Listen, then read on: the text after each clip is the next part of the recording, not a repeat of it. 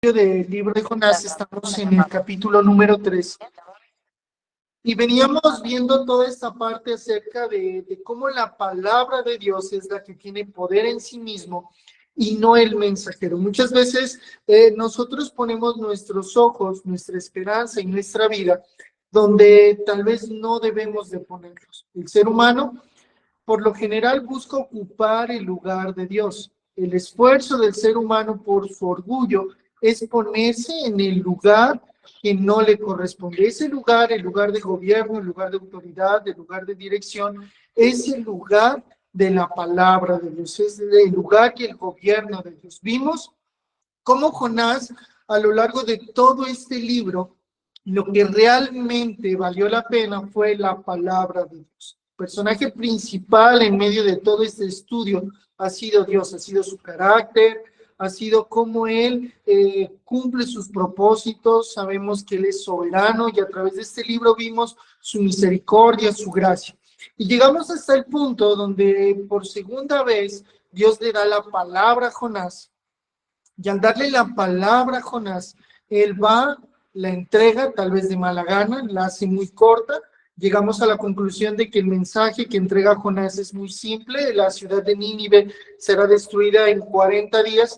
Y fue tan poderoso ese mensaje, no el mensajero, sino de quien proviene el mensaje, que todo el pueblo comienza a tener una actitud diferente. No sé si alguien quiera colaborarme con la lectura. Vamos en el versículo número 7 y 8 del capítulo 3. Jonás, capítulo 3 del versículo 7 al 8. No sé si alguno de los que está ahí me quiere colaborar con la lectura, por favor. Gracias. E hizo proclamar y anunciar en Nínive por mandato del rey y de sus grandes, diciendo: hombres y animales, bueyes y ovejas, no gusten cosa alguna, no se les dé alimento ni beban agua, sino cúbranse de cilicio, hombres y animales, y clamen a Dios fuertemente, y conviértase cada uno de su mal camino, de la rapiña que hay en sus manos. Perfecto, muchas gracias. Mire que en el versículo 6 dice: y llegó la noticia hasta el rey de Nínive. Si nosotros recordamos un poco esto, nos damos cuenta que el esfuerzo humano como tal no es el que lleva y genera los planes del Señor. El versículo 6 dice que de alguna manera, a través de lo que Jonás hizo, todas las personas se percatan porque conocen a Dios y llega hasta el rey. Y aquí ocurre algo bien interesante y comienza la primera pregunta. ¿Qué hace el rey tras arrepentirse? ¿Qué sucede en la vida del rey una vez él se arrepiente? ¿Qué pasa con él según lo que acabamos de leer? Proclamar y anunciar. Proclamar y anunciar. Dice que proclama un decreto público de ayuno y clamor a Dios. E hizo proclamar y anunciar en Nínive por mandato del rey y sus grandes, diciendo: hombres y animales, bueyes y ovejas, no gusten cosa alguna, no se les dé alimento ni beban agua. Al arrepentirse, lo que este rey hace es un acto público, algo que todas las personas podrían y deberían de ver. ¿Y a quién tanto involucra este decreto público que hace el rey? ¿A quién tanto involucra? A todo ser viviente. A todos. ¿A quién involucra? Involucra a la ciudad e incluso a los animales. Es decir, el dolor verdaderamente debía de ser general. Había un dolor, un sentir ahí que verdaderamente no estaba bien. ¿Y qué exige el rey? Una vez que hace este decreto, ¿qué exige el rey? Que se cubran de silicio y clamen a Dios. Sí, perfecto, gracias. Entonces exige clamar a Dios con fuerza y abandonar el mal camino. En señal, hacen lo que dice Eddie, que dice: cúbranse de silicio, sino cúbranse de silicio, hombres y animales, y clamen a Dios fuertemente, y conviértase cada uno de su mal camino, de la rapiña que hay en sus manos. Mire que si usted lee detenidamente estos dos versículos, la palabra tuvo que afectar directamente a una persona para que el llamado se hiciera público a todas las demás. Esto es lo hermoso de la palabra de Dios. La palabra de Dios no sale de la boca de Dios vacía, sino hace lo que tiene que hacer. El ser humano, por lo general, busca en sus esfuerzos, en su sentir, en sus pasiones, que algo sucede. Pero Jonás, al ser fiel a lo que tenía que hacer una vez antes, lo que verdaderamente ocurre es un milagro. Y la misma palabra que escuchan las personas, la escucha el rey, y el rey manda hacer un decreto público. Vamos a ver quién nos enseña esta parte. Y le pregunto, ¿qué enseña este acto sobre el arrepentimiento genuino? ¿Qué me enseña lo que acaba de hacer el rey con su ciudad, con Nínive, grande? Decíamos que era una ciudad pecadora, una ciudad de 3 días de camino, una capital. ¿Qué enseña este acto sobre el arrepentimiento genuino? Sí, podría ser por ejemplo, que el arrepentimiento genuino atienda al llamado de Dios rápidamente, ¿no? O sea, no espera para después, sino que es al momento. Ese arrepentimiento debe ser de alguna otra forma público, o sea, que se vea en nosotros que hay un arrepentimiento genuino. Si no se ve el arrepentimiento, no hay arrepentimiento, po. Involucra tanto la confesión como la transformación. Usted no solo puede confesar su pecado. La palabra de Dios dice que si alguno ha pecado o si alguno dice que no tiene pecado, se hace mentiroso para con Dios. Entonces, el consejo que da el apóstol Juan es: confiese su pecado, que Él es fiel y justo para perdonarlo. Pero no solo debemos de quedarnos en la confesión. ¿Listo? No solo en la confesión y pensar que con eso hay una transformación. No solo basta con que usted o yo nos sintamos mal. Es necesario apartarnos del mal. El rey estaba en esta condición, en una condición de poder. Hablábamos de los tronos, ¿no? ¿De qué tronos debemos quitarnos para que verdaderamente el poder de Dios, la gracia de Dios sea evidente? Porque mire que la palabra hace un llamado eficaz sobre nuestras vidas. El llamado que hace la palabra de Dios, si usted lo mira desde los profetas hasta pasar a Jesús, empezando por Juan el Bautista, es: arrepiéntanse. Ese es el mensaje a través de la Biblia, el arrepentimiento. La palabra viene para generar ese arrepentimiento. No va a haber arrepentimiento sin predicación fiel de la palabra de Dios, sin predicación fiel del evangelio. Su familia, usted podrá orar, podrá tener espacios bíblicos, pero si no hay arrepentimiento, ninguno se va a apartar del mal, ninguno. ¿Y qué es apartarse del mal? Nacer de nuevo. Si usted ha nacido de nuevo, debe ser, como decía aquí la hermana que acaba de hablar, debería de haber una separación, un cambio, una transformación. Debería haber algo evidente en usted. Aunque muchas veces el proceso de santificación es lento, algo debe haber. Por sus frutos los conoceréis. ¿Y qué significa clamar a Dios fuertemente? ¿Qué piensan ustedes que significa clamar a Dios fuertemente? Clamar a Dios fuertemente tiene que ver con buscarlo con desesperación, de manera sincera, reconociendo dependencia total de Dios. Si en mi vida o yo como persona, como creyente, no estoy buscando a Dios en oración o en lectura de la palabra, o utilizando lo que se conoce todo esto como medios de gracia. ¿Qué es un medio de gracia? La oración, la lectura de la Biblia, la evangelización, la predicación, un estudio bíblico. Todos estos son medios de gracia que nos van a confrontar a nosotros y nos van a poner enfrente del espejo. Mire, si hay algo que yo le podría recomendar, además de leer su Biblia, que ojalá lo pudiéramos hacer a diario y ojalá lo pudiéramos hacer en un año toda la Biblia, es leer literatura que a usted le ayude a meditar en la palabra de Dios. Cuando hablamos de que hay un clamor fuerte, necesariamente tiene que haber un dolor. La palabra de Dios, cuando usted se encuentra frente a esta palabra de Dios, lo que usted va a generar en usted es ese arrepentimiento. Pero usted dirá, pero hay personas que no la predican bien, hay personas que la usan para enriquecerse, hay personas para generar otras doctrinas, hay personas que hacen tantas cosas con la Biblia. Como lo decíamos en la anterior reunión, el poder no está en la persona, ni en quién lo hace. No, es que son unicitarios, son testigos de Jehová, y tuercen, le han quitado palabras. La palabra de Dios es tan poderosa que no necesita que nadie la defienda. No necesita que nadie la defienda. Ella, al ser proclamada, así como lo hace Jonás, a pesar de ser tan insípido, a pesar de ser tan momentánea, tan cortante, en 40 días van a ser destruidos. La palabra de Dios tuvo tal poder, tal acción, que llevó al arrepentimiento a toda una nación. Ahora, imagínese usted y yo, a veces tenemos temor de hablar lo simple con las personas. Cosas pequeñas, cosas sencillas que se quedan del estudio, que se quedan de su lectura diaria, que se quedan del devocional que compartimos. Es más, ojalá usted pudiera compartir ese pequeño devocional con su familia, con sus conocidos.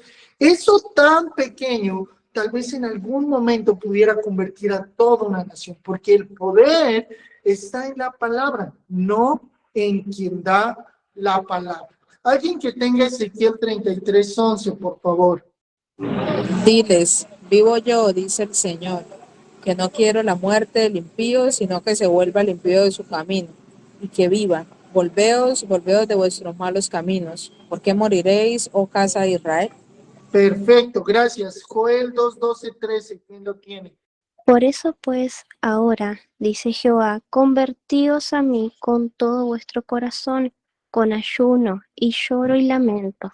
Rasgad vuestro corazón y no vuestros vestidos, y convertíos a Jehová vuestro Dios, porque misericordioso es y clemente, tardo para la ira y grande en misericordia, y que se duele del castigo. Perfecto, gracias. Si nos damos cuenta, volvemos a la misma conclusión que la lectura y la predicación del Evangelio, lo que verdaderamente es una muestra de misericordia para nuestras vidas. El hombre por sí solo, Romanos capítulo 3, dice que no puede hacer nada bueno, que no hay ninguno, que no hay nada que lo pueda justificar. Es la palabra del Señor, la ley moral, los 10 mandamientos, la escritura, la que genera en nosotros un espejo. Mire, si usted verdaderamente quiere pelear contra el pecado, que no es algo sencillo, que es algo que tal vez a nosotros nos lleva a sufrir, nos lleva a meditar tal vez en su familia, en su matrimonio, en todo lo que usted hace, usted necesita ese espejo que constantemente lo esté evidenciando a usted. ¿Para qué? Para que usted no mire la vida normal. El problema del ser humano es que piensa que todo lo que pasa es normal. Hay pastores, situaciones, maestros que enseñan que el evangelio debe acomodarse a la cultura. Entonces hay pastores LGBTI, hay iglesias las cuales pueden promover un montón de situaciones que están contrarias a la palabra. Y aún así, ellos piensan que eso es correcto. Nuestro trabajo como hijos de Dios es meditar en las escrituras, utilizarlas como esa luz, como ese espejo, como ese acto pedagógico para nuestras propias vidas, para poder refrenar el pecado. Esa es la obra del Espíritu Santo. La obra del Espíritu Santo es recordarnos cada uno de estos pasajes, recordarnos que Dios no quiere la muerte del impío, que Dios quiere que nos convirtamos con todo nuestro corazón, con ayuno, lloro, lamento, rasgando nuestro corazón, nuestros vestidos, y convertirnos a Jehová vuestro Dios. Eso es lo que quiere Dios. Dios, a través de lo que Él hace en nosotros, quiere llevarnos a ser nuevas criaturas. Y una vez nos hace nuevas criaturas, Él lo que quiere hacer con nosotros es santificarnos. El proceso de la santificación tiene que ver mucho con estos medios de gracia. Si usted en algún momento siente que la lucha ha sido más de lo malo que lo bueno, es porque hemos abandonado ciertas prácticas. Mire, Nínive tenía una vida común y corriente, tranquila, no tenía ningún problema, pero todo lo que hacían, según el libro de Jonás, estaba subiendo a Dios. Subía a Dios, su pecado llegó a subir a Dios. Y mire, el llamado a convertirse del mal camino apunta directamente al mensaje de Cristo. Ese llamado a convertirse del mal camino apunta directamente a lo que es el mensaje de Cristo. Mateo 4:17 dice, arrepentíos porque el reino de los cielos se ha acercado. ¿Se da cuenta cómo esto que pasa en el libro de Jonás tiene que ver directamente con el mensaje de Cristo? Llamando otra vez al arrepentimiento, a la transformación, no solo a sentirnos mal, sino verdaderamente a ese cambio. Jonás anuncia la necesidad de un cambio, mientras que Cristo proporciona el poder para hacerlo. Mire, cuando nosotros nos acercamos a la lectura de la Biblia, yo sé que tal vez así como yo hemos leído muchos libros, demasiados, hay muy buenos libros como Padre Rico, Padre Pobre, Hábitos Atómicos, bueno, tantos libros de John MacArthur, de Paul Washer, pero ninguno de esos libros tiene el poder que tiene la Biblia. Es bueno que usted los lea, pero el poder que tiene la Biblia es que cuando usted comienza a alimentarse de la palabra de Dios, el Señor abre sus ojos, abre sus oídos, y lo que pasa es que a través del Espíritu Santo le proporciona el poder para vivir conforme Él quiere que lo haga. Un cristiano no puede vivir siendo cristiano sin la dependencia en la palabra, sin la dependencia en Dios, sin la dependencia en el Espíritu Santo.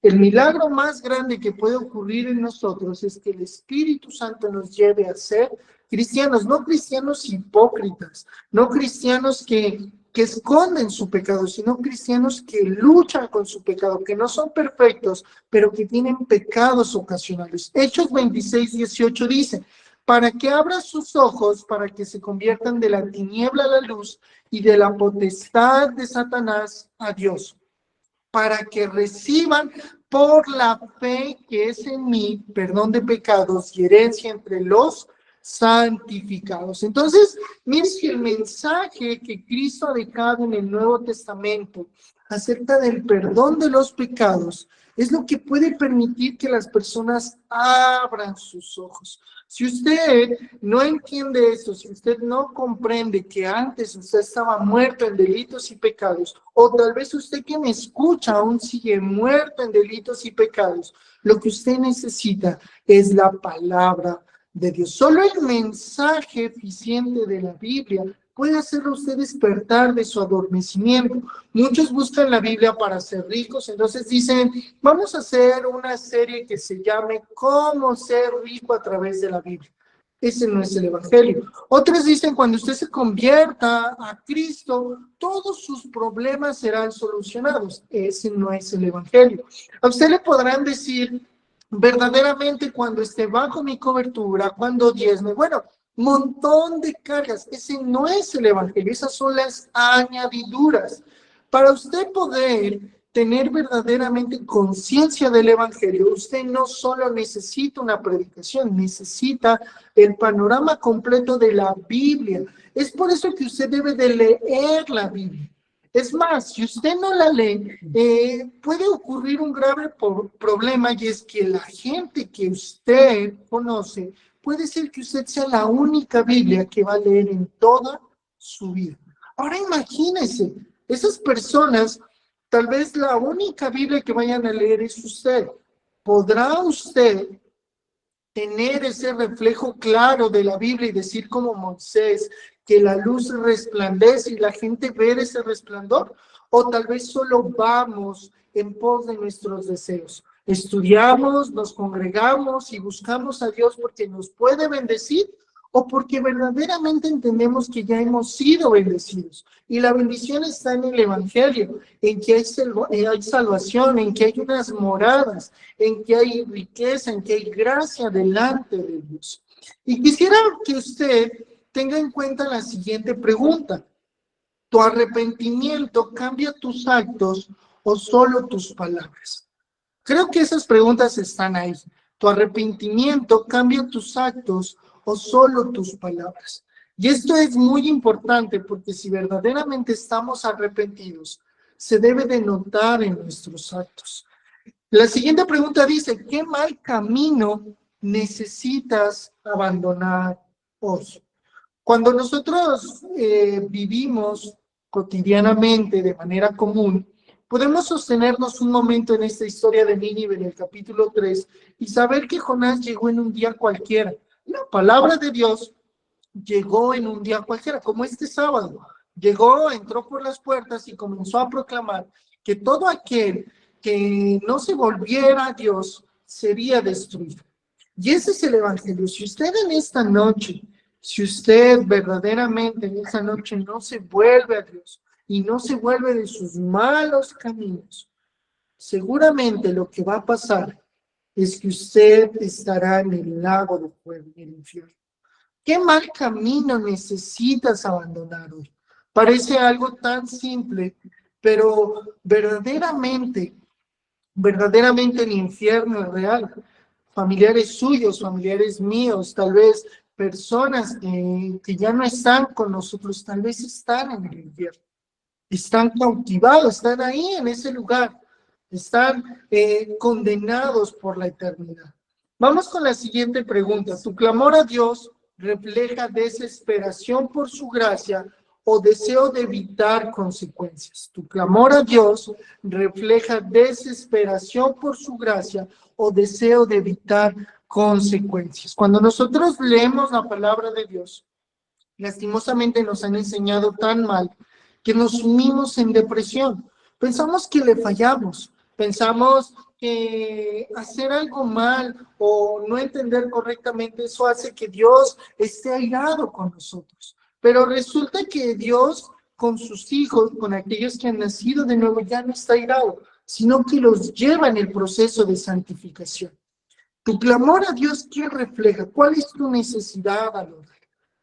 Evitar que Dios te condene, te quite lo que más aprecias, tal vez todas esas situaciones que te creen importante. Es necesario que tú entiendas que tu clamor, que tu oración debe reflejar desesperación por su gracia. Cuando tú ores, yo te recomendaría que te grabes. Tú vayas a orar, sea que ores 1 minuto, 2, 3 veces al día, 4. Ojalá te pudieras grabar para que notes esta pregunta de aquí y te fijes en qué es lo que tú estás orando. ¿Qué es lo que buscas? ¿Soluciones momentáneas? Si estás buscando de repente que todo vaya bien, que ahora tu economía esté bien, que ahora haya trabajo, ¿qué estás buscando a través de tu oración? El rey escucha el mensaje, el evangelio. Mire, por eso es tan contrario a lo que está pasando en la iglesia actualmente.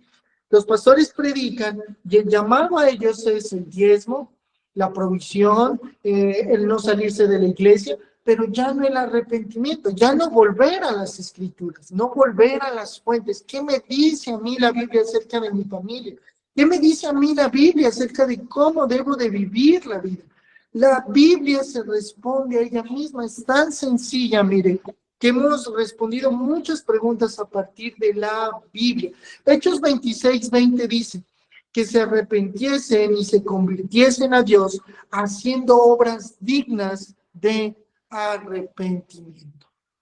Haciendo obras dignas de arrepentimiento. Es decir, si usted robaba, no robe más. Si usted era pendenciero, ya no lo sea más. Si usted era un adúltero, ya no lo sea más. Deben haber obras dignas que muestren ese arrepentimiento. Pero usted dirá, ¿cómo llego yo a ese arrepentimiento? ¿Cómo verdaderamente yo puedo morir, cambiar y tener cambiado todo ese arrepentimiento? No lo puede hacer solo. No puede ir a ese arrepentimiento si primero usted no va a la cruz. Si en su mente, si en su corazón no ha vislumbrado usted la cruz, déjeme decirle que usted no va a poder hacer lo que dice aquí en Hechos, porque lo que pasa en Hechos es cuando el Espíritu Santo verdaderamente viene sobre el creyente. Si usted no va a la cruz, si usted en su proceso como cristiano no ha llorado por su pecado, no ha caído de rodillas y ha visto la cruz y ha dicho, Señor, es que verdaderamente no puedo con mi pecado, verdaderamente no puedo con el trago, verdaderamente no puedo con esa doble vida que llevo. Si usted no cae, y bueno, el llorar creo que puede ser opcional, no puede usted estar llorando siempre, pero si una vez usted ya lo hizo, una vez lloró, fue consciente de su pecado, déjeme decirle que lo siguiente a eso es la obra de santificación del Espíritu Santo, que lo llevará a hacer obras dignas de arrepentimiento. Y esas obras dignas de arrepentimiento están conectadas con lo que dice Gálatas capítulo 5. Y en Gálatas capítulo 5 habla del amor, del gozo, de la benignidad, de la paz. Son cosas que solo provienen del arrepentimiento de Dios obrando en el corazón del creyente. Usted y yo no podemos pensar o meditar y decir que solos podemos. Si usted ha puesto su confianza en usted mismo, en vivir esta vida, en vivir este tiempo, pues déjeme decirle que habrá un serio problema. Necesitamos obras dignas de arrepentimiento. Vamos con el versículo número 9, por favor. Versículo número 9. Alguien que me colabore con el versículo número 9. Quién sabe, tal vez Dios cambie de parecer, calme el ardor de su ira y así lo tengamos. Perfecto, dice, ¿quién sabe si se volverá y se arrepentirá Dios y se apartará del ardor de su ira y no pereceremos? ¿Qué tono tiene esta pregunta del rey? ¿Cómo percibe usted esta pregunta que hace el rey? Después de haber hecho todo, ¿no? Después de haber proclamado ayuno, de haberse bajado del trono, ¿qué tono tiene esta pregunta del rey? Yo siento que es más allá de lo que ellos hagan, que depende de la gracia de Dios, de la misericordia que Dios decida tener. Sí, ¿alguien más? ¿Qué tono tiene esta pregunta del rey? ¿Hacia dónde va?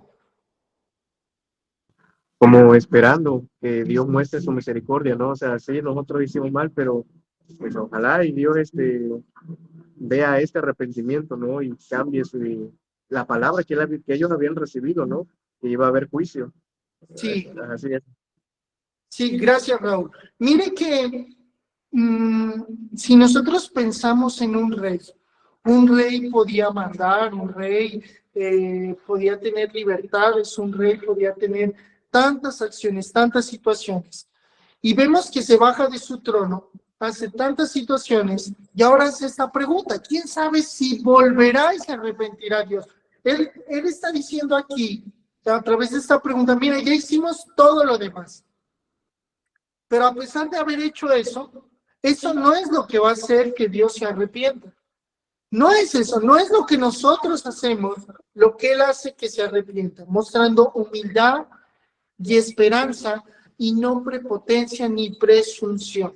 El rey está mostrando humildad y esperanza. ¿Quién sabe si se volverá y se arrepentirá Dios y se apartará del ardor de su ira y no pereceremos? ¿Sí nota cómo el rey no está en una posición altiva? Al recibir la palabra de Dios, muchos de nosotros, como seres humanos carnales que somos, nos predisponemos. Por eso yo siempre le aconsejo y le digo, mire, lea la Biblia, porque la Biblia se va a encargar de darle, discúlpeme si soy vulgar, las cachetadas que usted necesita. Usted no necesita que un predicador le diga las verdades. Si usted es juicioso leyendo toda la Biblia, la misma Biblia sería como un espejo para usted y le mostraría cuán equivocado está usted en sus decisiones. Y su postura debería ser la del rey, con humildad y esperanza, buscarlo en oración, buscarlo en arrepentimiento, porque tal vez Dios se volverá y se arrepentirá de lo que ha pensado hacer. No ayunando, miren.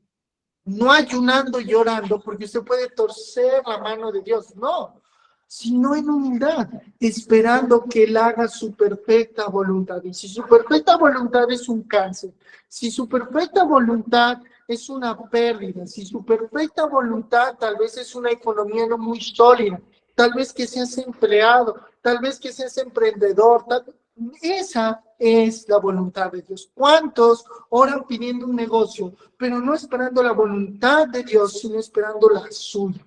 Ah, ya le pedí un negocio a Dios, me lo tiene que dar. Ya le pedí a Dios una esposa, me la tiene que dar. Ya le pedí a Dios que me vaya bien en mi economía, me la tiene que dar. No, con humildad y esperanza.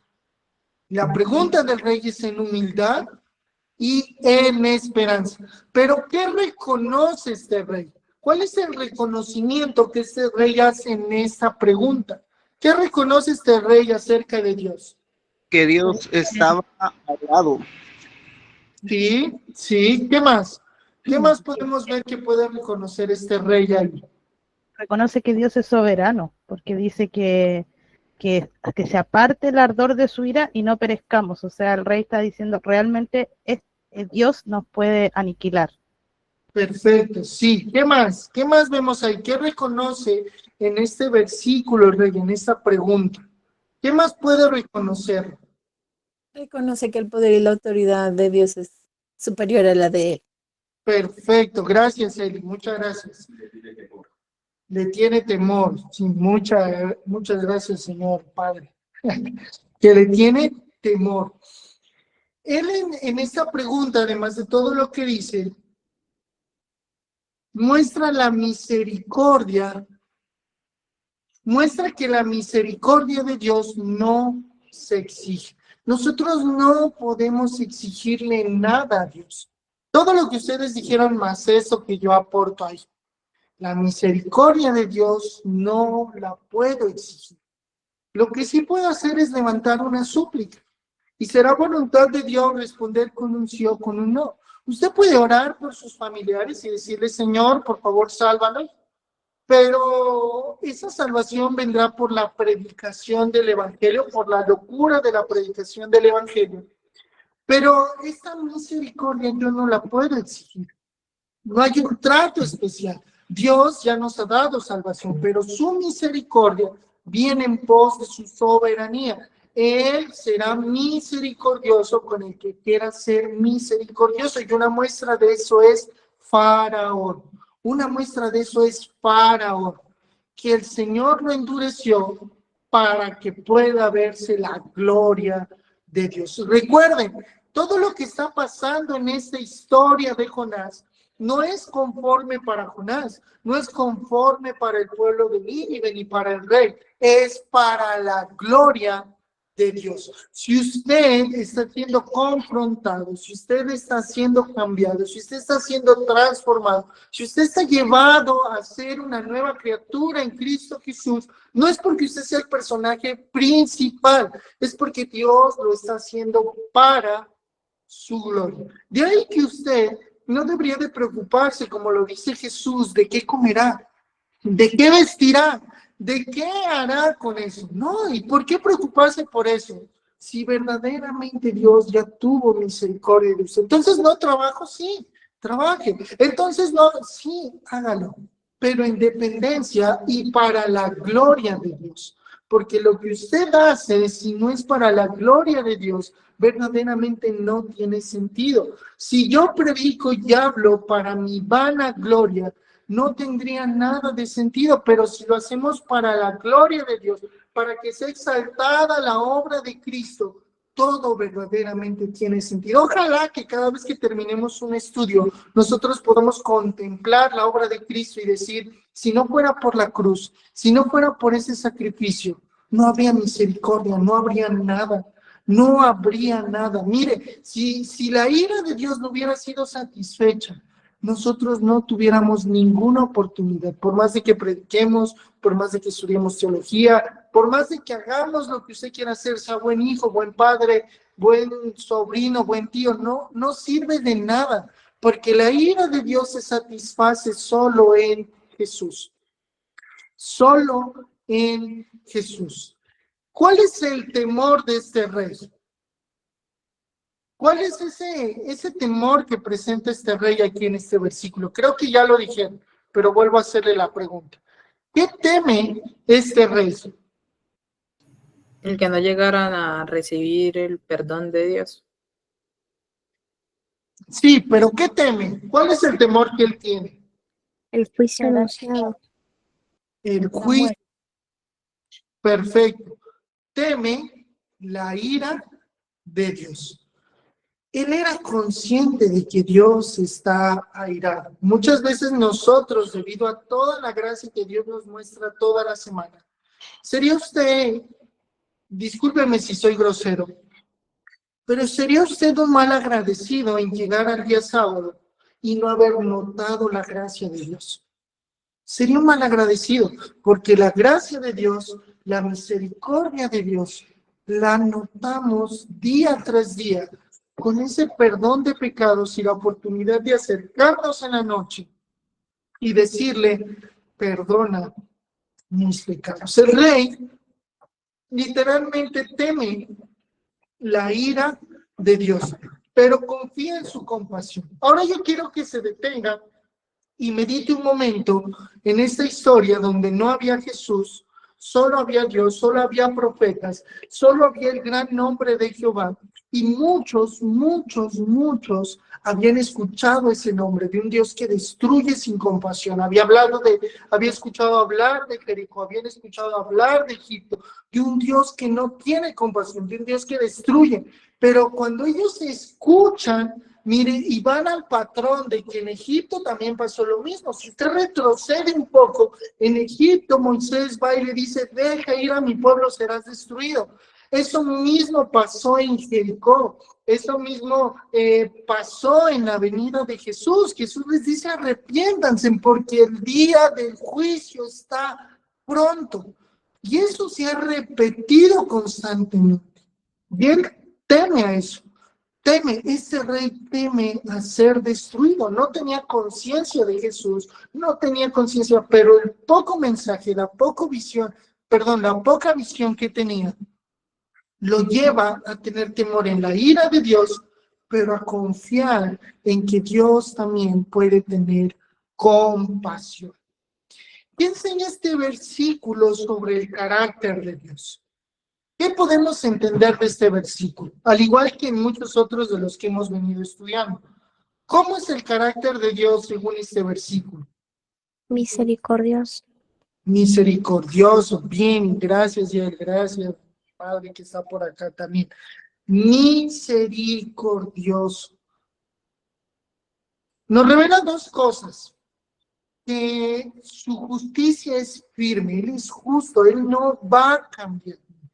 Él es justo, Él tiene que hacer un pago, tiene que haber un pago y tiene que suceder algo. Él es firme en esa justicia y por eso Jesús murió. Mire, si Dios fuera cambiante, si Dios tuviera un carácter variable, Jesús no hubiera tenido que morir. Pero Dios es firme con su justicia. Y tan firme que Jesús tuvo que probar la muerte en la cruz. Esto muestra la justicia firme, pero que la misericordia de Dios es sorprendentemente accesible. La misericordia de Dios es sorprendentemente accesible. Usted y yo podemos acceder a la misericordia de Dios. Cuando Dios nos llama, nosotros podemos acceder a la misericordia de Dios. Por eso hay una distinción entre usted que está escuchando la palabra de Dios y los que no. Ojalá esa distinción sea porque hemos nacido de nuevo. Ojalá esa distinción sea porque hemos nacido de nuevo. Pero podemos, nosotros como hijos de Dios, aquellos que se han arrepentido, aquellos que Dios los ha llevado en ese proceso en ese orden de salvación y están en esa acción, pueden ser sorprendidamente accesibles a su misericordia. Por eso no nos debemos cansar de predicar. Usted no se puede cansar de predicar de la manera que lo haga, pero es que es incorrecto, es que hay tantas cosas. Usted no se puede cansar, no se puede cansar. Mire, muchas personas están aquí por un carrusel de Instagram. Otros están aquí porque en algún momento abrieron las puertas de su casa y se hizo un estudio bíblico en su casa. Usted no se puede cansar. El Señor lo respalda, es su palabra. Su palabra la respalda el Señor, tan simple. A veces la miramos tan pequeña, a veces abrimos la Biblia con tanta, no con tanta cercanía, con tanta expresión, con tanto asombro. No nos asombramos ya al leer su palabra, sino que nos parece tan común que no vemos lo que puede hacer un pequeño fragmento de su palabra. Mire, Jonás desobediente, hablando una cosa muy mínima, de mala gana, y aún así toda una ciudad termina en el arrepentimiento. No le quitemos el poder que tiene la palabra de Dios. La palabra de Dios no depende de usted. La palabra de Dios no depende de su momento cultural. No depende de su iglesia. La palabra de Dios, la autoridad de Dios es suficiente en ella misma. ¿Por qué el rey dice, quién sabe? Miren, el versículo 9 dice, ¿quién sabe si se volverá? ¿Por qué el rey dice, quién sabe? ¿Qué podemos decir? Esperaba una respuesta de algo o de alguien. Él hace esa pregunta de quién sabe, porque verdaderamente confiaba en Dios. Él ya no estaba buscando exigir. Mire, hablamos de un rey. No estamos hablando de cualquier persona. Un rey sabe lo que es estar bajo autoridad. Usted y yo tal vez tenemos un esbozo de estar bajo autoridad con nuestros padres, con nuestros jefes, o a veces usted al ejercer autoridad sobre otros. Y usted sabe que cuando hay una autoridad y cuando una autoridad habla, se tiene que hacer lo que dice. Asimismo es la palabra de Dios. Esa palabra generó tal arrepentimiento que llevó a la confianza.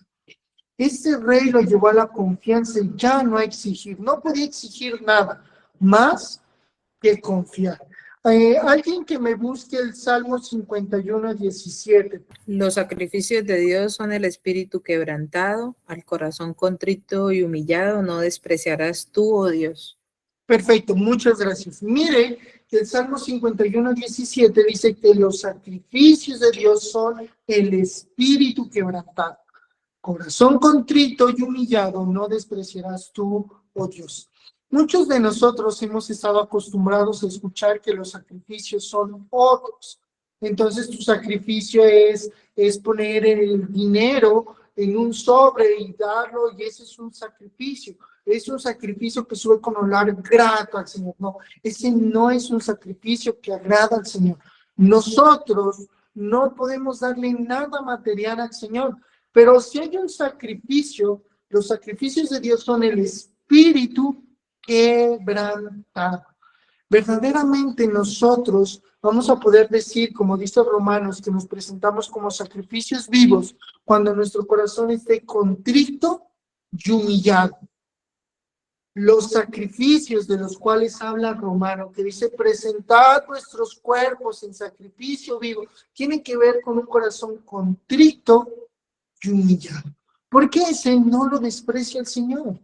Si usted vive una vida apacible, una vida cómoda, una vida que no tiene sentido, pues déjeme decirle que esa vida no le va a agradar al Señor. El sacrificio que le agrada al Señor es que usted esté contrito y humillado delante de Él. Por eso Jesús fue exaltado tanto. Por eso Jesús fue exaltado tanto y nadie puede tomar ese lugar. Por eso los católicos están errados al decir que el vicario de Cristo es el Papa. No, el Papa no le llega ni a los tobillos a Jesús. Si hay algún vicario, es el Espíritu Santo. Solo el Espíritu Santo puede hacer sobre nuestras vidas un corazón contrito y humillado. Es la obra del Espíritu Santo. Mire, esa obra no depende de usted. No depende de que usted se arrodilla a llorar. Es que ya no lloro, ya no siento. No, es que esa es la obra del Espíritu Santo. Poner en usted un nuevo corazón, contrito y humillado para no ser despreciado delante de Dios. Por eso la obra de Dios es efectiva. Si nosotros no tuviéramos, o si el Señor no pone un nuevo corazón, nosotros no podríamos hacer nada. no podríamos realmente hacer nada para agradar a Dios. Ahora quisiera que pensemos en esto último para ir terminando, Donde los ninivitas decían, ¿quién sabe si Dios tendrá misericordia? Hoy nosotros podemos decir con certeza, Dios tuvo misericordia en Cristo. Los ninivitas, en este caso el rey, ¿quién sabe? Nosotros tenemos ahora esa certeza de que Dios ha tenido misericordia en nosotros porque su ira se ha satisfecho en Cristo.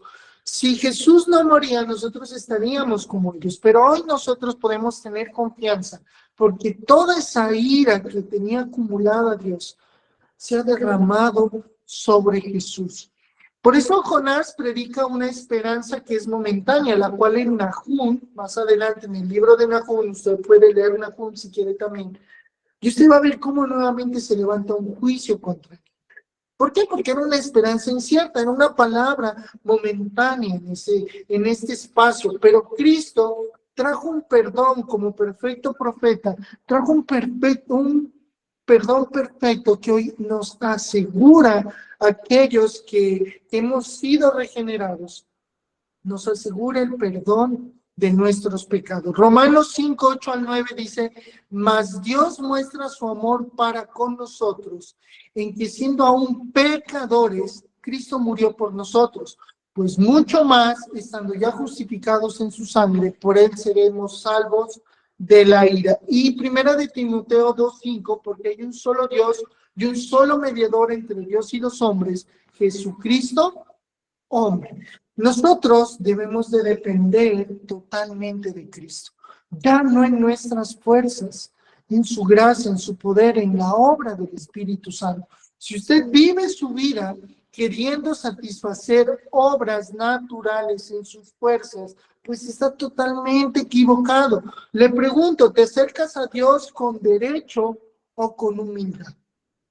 Cada uno de nosotros está pasando situaciones tal vez que no son sencillas, frustraciones, cambios, tiempos, decisiones que verdaderamente no son sencillas de sobrellevar. Gente que está luchando con enfermedades, gente que lucha con una economía muy mala. Pero tú te acercas a Dios con algún tipo de derecho o con humildad. Y recuerda que el Señor al altivo lo mira de lejos, pero al humilde Él lo exalta. El arrepentimiento bíblico no manipula a Dios. El arrepentimiento bíblico no manipula a Dios, sino que confía en su carácter. Y aquí definíamos, Dios es justo, Dios es misericordioso, Dios tiene misericordia accesible. ¿Crees tú, te pregunto, ¿crees tú que Cristo ya apartó la ira que merecías? ¿Crees tú que Cristo ya apartó la ira que merecías? La cuestión aquí es que si eres consciente de que había una ira sobre tu vida. Seguramente algunos no sean conscientes de que hay una ira sobre su pecado. Hebreos 4:16. Acerquémonos pues confiadamente al trono de la gracia para alcanzar misericordia y hallar gracia para el oportuno socorro. Acerquémonos pues confiadamente al trono de la gracia para alcanzar misericordia y hallar gracia para el oportuno socorro. Acerquémonos. Hoy, usted, no el inconverso no puede hacer eso, él está muerto en sus delitos y pecados. Usted que hoy escucha el Evangelio, hoy usted que puede arrepentirse, hoy que usted puede decir, verdaderamente he pecado y necesito a Jesús, debe acercarse confiadamente al trono de la gracia y solo así alcanzará misericordia y podrá hallar gracia para el oportuno socorro. Y concluyendo con esto, ya para terminar, nos quedan 3 minuticos, ya para terminar.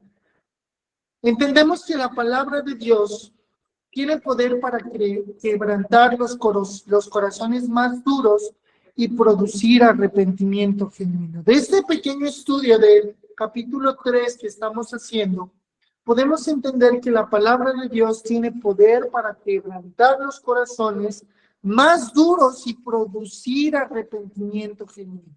No usted, la palabra de Dios, el Espíritu Santo, obra por medio de una predicación sencilla. Usted no necesita ser ávido de palabra.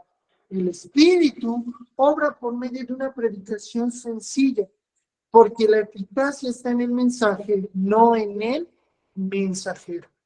Y todo este evento anticipa a Cristo, nuestro verdadero profeta, cuya voz no solo llama al arrepentimiento. Mire, la voz de Cristo, su mensaje, el Evangelio, no solo llama al arrepentimiento, sino que otorga la vida nueva que lo hace posible.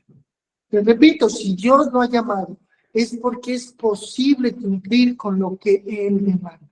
Lo que Él demanda no es difícil, no es una carga pesada, no es un yugo como los del mundo. Su carga y su yugo es fácil de llevar. Si usted está escuchando el Evangelio, si usted está peleando con sus debilidades, con su pecado, déjeme decirle que lo que Él lo ha puesto a hacer es posible. La mentira del diablo de que es imposible es falso. Job dice, no hay plan que se resista al Señor. Otorga la vida nueva que lo hace posible. Y quiero terminar leyendo Hechos 17, 30 al 31. Dios, habiendo pasado por alto los tiempos de esta ignorancia, ahora manda a todos los hombres en todo lugar que se arrepientan, por cuanto ha establecido un día en el cual juzgará al mundo con justicia por aquel varón a quien designó, dando fe a todos con haberle levantado de los muertos. Antes Dios había pasado por alto muchas cosas. Ahora manda a todos los hombres que se arrepientan. ¿Cómo va a ser ese arrepentimiento? Por la palabra de Dios. Y estamos viendo que toda persona últimamente se ha dedicado a hablar de la palabra de Dios. Muchos están entenebrecidos. Nosotros le damos gracias a Dios que Él nos ha llamado a través de su palabra para ser edificados, consolados y exhortados. No sé si alguno de los que está ahí tenga alguna conclusión, quiera dar alguna conclusión de lo que hemos estudiado.